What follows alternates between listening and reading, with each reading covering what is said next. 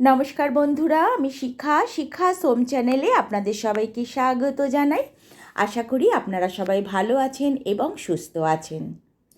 আমি আজকে আলু লাউ দিয়ে একটা ভর্তা বানিয়ে দেখাবো। এটা গরম ভাত বা রুটি যে কোনোর সাথেই খাওয়া যেতে পারে।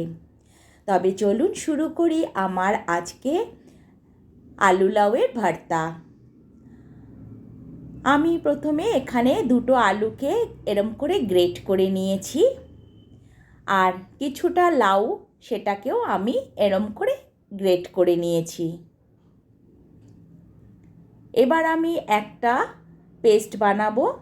আমি 3 চামচ সর্ষে, 1 চামচ পোস্ত এবং একটা লঙ্কা আর সামান্য নুন দিয়ে আমি এটাকে পেস্ট করে নেব।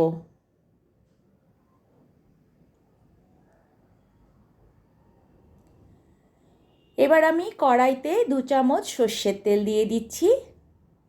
এর মধ্যে একটা শুকনো লঙ্কা আর 1 চামচ থেকে কম কালো জিরে দিয়ে দিচ্ছি। এবার আমি আলুটাও এর মধ্যে দিয়ে দিচ্ছি। আলুটাকে ভালো করে একটু ভেজে নিতে হবে।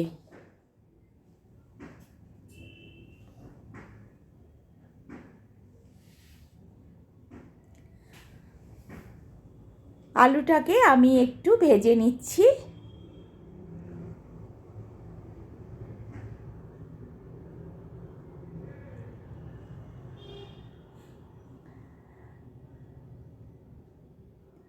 এবার আমি লাউটাও এর মধ্যে দিয়ে দিচ্ছি।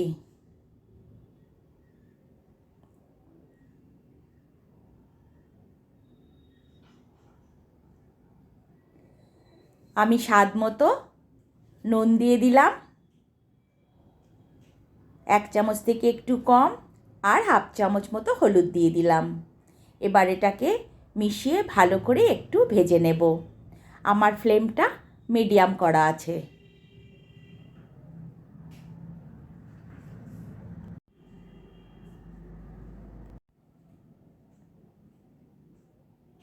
এবার এটাকে আমি 2 মিনিটের জন্য ঢেকে দেবো। 2 মিনিট বাদে আমি আবার ফিরে এলাম। লাউ আলু আমার অনেকটাই গলে গেছে। এটাকে ভালো করে নাড়াতে হবে, নালে নিচে লেগে যাওয়ার সম্ভাবনা থাকবে। একটা লঙ্কা দিয়ে দিলাম, আবার একটু ঢেকে দিলাম 1 মিনিটের জন্য।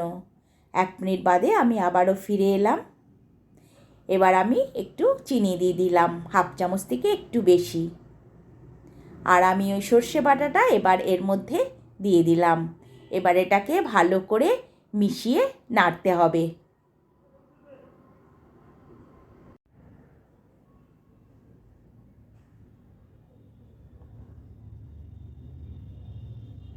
এখন একটু কাঁচা তেল আমি এর মধ্যে দিয়ে দিচ্ছি। কাঁচা তেলটা দিয়ে এটাকে ভালো করে মিশিয়ে নিতে হবে।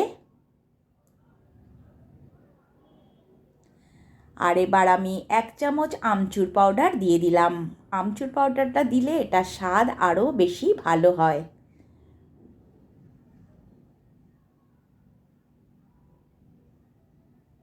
এটা ইচ্ছা করলে নাও দিতে পারেন। আমার ভর্তা একদম রেডি। গরম গরম ভাতে এটা খেতে খুবই ভালো লাগে। ভালো লাগলে অবশ্যই কমেন্টে জানাবেন।